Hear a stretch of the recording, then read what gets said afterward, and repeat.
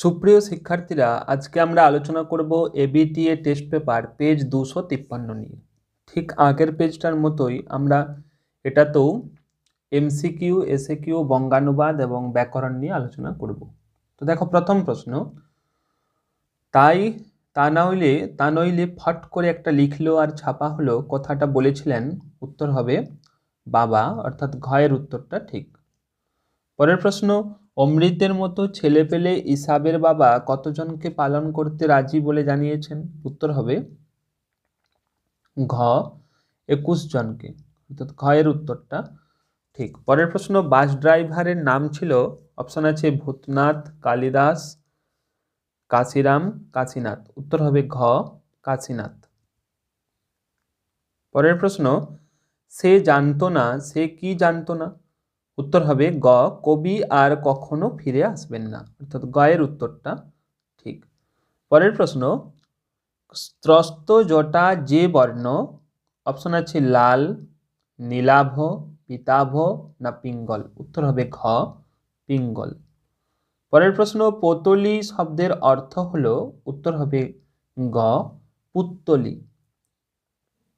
পরের প্রশ্ন, শ্রীপান্থ লেখার পাত বলতে বুঝিয়েছেন। উত্তর হবে খ কলার পাতা। পরের প্রশ্ন, কলকাতা বিশ্ববিদ্যালয়ের পরিভাষা সমিতি গঠিত হয়, অপশন আছে 1930, 1932 সালে, 1935 সালে না 1936 সালে। ঘয়ের উত্তরটা ঠিক হবে, অর্থাৎ 1936 সালে। তা লেখককে নেশাগ্রস্ত করে, তা বলতে বোঝানো হয়েছে। উত্তর হবে ঘ ফাউন্টেন পেন। পরের প্রশ্ন, অনুক্ত কর্তা দেখা যায় কোন বাচ্যে? উত্তর হবে ঘ কর্ম ও ভাব বাচ্যে। অনুক্ত মানে হচ্ছে কর্তা প্রধান রূপে উক্ত হয় না। পরের প্রশ্ন, কলমে কায়স্থ চিনি, কারক ও বিভক্তি নির্ণয় করো। যেহেতু কলমের দ্বারা কায়স্থকে বোঝা যায়, তাই এটা হবে গ করণ কারকে এ বিভক্তি। পরের প্রশ্ন, র বা এর বিভক্তি হয় সাধারণত কোন কারকে? উত্তর হবে গ সম্বন্ধ পদে। পরের প্রশ্ন, গ্রামান্তর পদটি কোন সমাসের উদাহরণ? উত্তর হবে ক নিত্য সমাস। উত্তর হবে ক নিত্য সমাস। পরের প্রশ্ন, ব্যাসবাক্য অন্য যে নামে পরিচিত, তা হলো খ বিগ্রহ বাক্য। তা হলো খ বিগ্রহ বাক্য। বনে থাকে, এখানে বাক্য গঠনের যে শর্ত পূরণ হয়নি, সেটি হলো, উত্তর হবে আকাঙ্ক্ষা, কারণ এর ইচ্ছাটা পূর্ণ হচ্ছে না। পরের প্রশ্ন, মিতব্যয়ী হও, কৃপণ হইও না, এখানে উজ্জ সংযোজক অব্যয়টি হলো, উত্তর হবে ক তবে। পরের প্রশ্ন, ক্রিয়ার অর্থ প্রাধান্য পায় কোন বাচ্যে?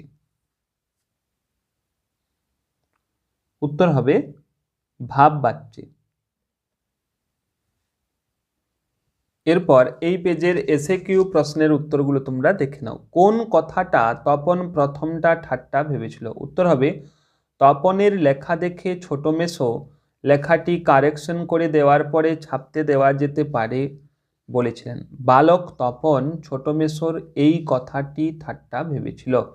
পরের প্রশ্ন, কিন্তু ইহা যে কত বড় ভ্রম, তাহা কয়েকটা স্টেশন পরেই সে অনুভব করিল। কোন ধারণাকে ভ্রম বলে উল্লেখ করা হয়েছে? উত্তর হবে রেলপথে ভামু যাবার সময় তার ধারণা ছিল প্রভাতকাল পর্যন্ত তার নিদ্রার ব্যাঘাত ঘটবে না। এই ধারণাকেই ভ্রম বলে উল্লেখ করা হয়েছে। পরের প্রশ্ন, আজও সে সেইখানে গিয়া বসিল, কে কোথায় গিয়ে বসেছিল? উত্তর হবে নদের চাঁদ ব্রিজের মাঝামাঝি ধারক স্তম্ভের শেষ প্রান্তে বসেছিল। পরের প্রশ্ন, কোন আওয়াজে গ্রাম মুখরিত হয়ে উঠেছিল? উত্তর হবে অমৃত, ইসাব, অদল বদল, অদল বদল, এই আওয়াজের কথা বলা হয়েছে। পরের প্রশ্ন, আমরা চমকে উঠেছি বই কি, কথকরা চমকে উঠেছিল কেন? উত্তর হবে বিরাগী রূপী হরিদার রূপ দেখে। পরের প্রশ্ন, সিন্ধু তীরে কবিতাটি কার লেখা, কোন মূল গ্রন্থ থেকে সংকলিত? উত্তর হবে সৈয়দ আলাওলের পদ্মাবতী কাব্য থেকে নেওয়া। পরের প্রশ্ন, কে বধিল তবে প্রিয়ানুজে? প্রিয়ানুজ বলে কে কাকে সম্বোধন করেছেন? উত্তর হবে প্রিয়ানুজ বলে মেঘনাদ বীরবাহুকে সম্বোধন করেছেন। পরের প্রশ্ন, বধূরা প্রদীপ তুলে ধরো একথা বলার কারণ কি? উত্তর হবে মহাকাল ভয়ঙ্কর বেশে সুন্দরকে প্রতিষ্ঠা করতে আসছে, তাই তার আগমনকে বরণ করে নেওয়ার জন্যই বধূদের প্রদীপ তুলে ধরার কথা বলা হয়েছে। পরের প্রশ্ন, আঁকড়ে ধরে সে খড়কুটো, কবি খড়কুটো বলতে কি বুঝিয়েছেন? উত্তর হবে খড়কুটো বলতে কবি তার জানা একটা দুটো গানের কথা বলেছেন। পরের প্রশ্ন, অসুখী একজন কবিতাটির বাংলা তর্জমা কে করেন? উত্তর হবে নবারুণ ভট্টাচার্য। পরের প্রশ্ন, না থাকলে বিশ্বাস করা শক্ত কি প্রসঙ্গে লেখক এই কথা বলেছেন? এটা না থাকলে হবে না, এই জায়গাটায় না দেখলে হবে। এই প্রশ্নটা একটু ভুল আছে, উত্তর হবে দোয়াতের বৈচিত্র্যের প্রসঙ্গে কথা বলেছেন। পরের প্রশ্ন, আধুনিক যুগে নিবের কলম ব্যবহার করতেন কোন বিখ্যাত বাঙালি লেখক? উত্তর হবে সত্যজিৎ রায়। পরের প্রশ্ন, বৈজ্ঞানিক সাহিত্যে যত কম থাকে তত ভালো। উত্তর হবে কি কম থাকার কথা বলা হয়েছে? উত্তর হবে অলংকার কম থাকার কথা বলা হয়েছে। পরের প্রশ্ন, বৈজ্ঞানিক সন্দর্ভ বলতে কি বোঝানো হয়েছে? উত্তর হবে বিজ্ঞান সংক্রান্ত প্রবন্ধ বা রচনাকে বৈজ্ঞানিক সন্দর্ভ বলা হয়েছে। এরপর এই পেজের যে ব্যাকরণ প্রশ্নগুলো রয়েছে সেই উত্তরগুলো তোমরা দেখে নাও। প্রথম প্রশ্ন, বিভক্তি ও নির্দেশকের মধ্যে পার্থক্য কি? উত্তর হবে বিভক্তি শব্দকে পদে পরিণত করে, নির্দেশক শব্দের সঙ্গে বসে বচন নির্দেশ করে। পরের প্রশ্ন হচ্ছে 2.4.2 এর প্রশ্ন হচ্ছে নিরপেক্ষ কর্তা কাকে বলে? উদাহরণ দাও। উত্তর হবে অসমাপিকা ক্রিয়ার কর্তাকে নিরপেক্ষ কর্তা বলে। যেমন তুমি পিতৃহীন হলে আমি তোমায় প্রতিপালন করব। এখানে তুমি হচ্ছে অসমাপিকা ক্রিয়ার কর্তা এবং এটা হচ্ছে নিরপেক্ষ কর্তা। পরের প্রশ্ন 2.4.3 এর প্রশ্ন, সমাস শব্দটির ব্যুৎপত্তি কি, অর্থাৎ কিভাবে সৃষ্টি হয়েছে? উত্তর হবে সমপূর্বক অস যুক্ত অ। পরের প্রশ্ন, উপমান ও উপমিত কর্মধারয় সমাসের পার্থক্য কি? উত্তর হবে উপমান কর্মধারয়ে সাধারণ ধর্মের উল্লেখ থাকে, উপমিত কর্মধারয়ে সাধারণ ধর্মের উল্লেখ থাকে না। পরের প্রশ্ন 2.4.5 এর প্রশ্নে, যে সমাসে পূর্বপদের বিভক্তি লুপ্ত হয় তাকে কি বলে? উত্তর হবে অলোপ সমাস। পরের প্রশ্ন 2.4.6 এর প্রশ্ন, বাক্যের যোগ্যতা বলতে কি বোঝো? উত্তর হবে বাক্যের অন্তর্গত পরস্পর সম্পর্কযুক্ত পদগুলি যদি একটি সঙ্গত অর্থ প্রকাশ করে তবে তাকে যোগ্যতা বলে। এরপর পরের প্রশ্ন অর্থাৎ 2.4.7 এর প্রশ্ন দেখো, বয়স 30-32 অধিক নয় কিন্তু ভারী রোগা দেখাইল, সরল বাক্যে পরিবর্তন। উত্তর হবে বয়স 30-32 অধিক না হলেও ভারী রোগা দেখাইল। 2.4.8 এর প্রশ্নটা দেখো, বাক্যটিকে কর্মবাচ্যে পরিবর্তন করো, সেই তিনি নাকি বই লেখেন। উত্তর হবে সেই তার দ্বারা নাকি বই লেখা হয়। পরের প্রশ্ন, নিচের বাক্যটি থেকে সমাসবদ্ধ পদটি বেছে নিয়ে ব্যাস বাক্য সহ সমাস নির্ণয় করো। প্রশ্ন আছে মিথ্যেবাদী কোথাকার। এখানে মিথ্যেবাদী শব্দটি হচ্ছে সমাসবদ্ধ শব্দ। উত্তর হবে মিথ্যে কথা বলে যে উপপদ তৎপুরুষ সমাস।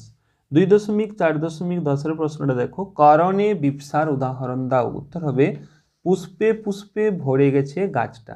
এখানে পুষ্পে পুষ্পে হচ্ছে করণের বিপসার উদাহরণ। এরপর এই পেজের যে বঙ্গানুবাদটি রয়েছে সেই উত্তরটা তোমরা দেখে নাও। দেখো বঙ্গানুবাদের প্রথম সেন্টেন্সটা রয়েছে there is nothing like a book. প্রথম সেন্টেন্সটা আমি 1 নাম্বার, 2 নাম্বার সেন্টেন্সটা আমি 2 নাম্বার পয়েন্ট দিয়ে লিখেছি, সেইভাবে তোমরা মিলিয়ে নেবে। প্রথম লাইনের উত্তর হচ্ছে দেখো বইয়ের মতো কিছু নেই। 2 নাম্বার লাইনের উত্তর বইয়ের লেখককে কোনো কিছুই নিবৃত্ত করতে পারে না। 2 নাম্বার সেন্টেন্সটার উত্তর বইয়ের লেখককে কোনো কিছুই নিবৃত্ত করতে পারে না। এরপর 3 নাম্বার লাইনটা দেখো, 3 নাম্বার সেন্টেন্সের উত্তর কত বই পড়ানো হয়েছে, কত গ্রন্থ লেখকও নির্যাতিত হয়েছেন, কিন্তু সারা পৃথিবীতে বই নিজেদের বিস্তার করেছে। 3 নাম্বার লাইন দেখো, সেন্টেন্সটা দেখো, কত বই পড়ানো হয়েছে, কত গ্রন্থ লেখকও নির্যাতিত হয়েছেন, কিন্তু সারা পৃথিবীতে বই নিজেদের বিস্তার করেছে। এরপর পরের শেষ লাইনটা দেখো, শেষ সেন্টেন্সটা, so that there no country on earth without them now, there are the only things that live forever. এখন দুনিয়ায় এমন কোনো দেশ নেই যেখানে কোনো বই নেই। আর একটা দেখো কমা দিয়ে সেন্টেন্স রয়েছে, there are the only things that live forever এভার, বইই হলো একমাত্র জিনিস যা চিরকালের অর্থাৎ সব দিনেই থাকবে। তাই এই হচ্ছে তোমাদের বঙ্গানুবাদের উত্তর। এইভাবেই পরবর্তী পেজগুলোর উত্তর খুব শীঘ্রই পেয়ে যাবে। তাই চ্যানেলে নতুন হয়ে থাকলে তোমরা অবশ্যই সাবস্ক্রাইব করে রাখো এবং ক্লাসটি যদি তোমাদের ভালো লেগে থাকে তো অবশ্যই লাইক করো এবং শেয়ার করো।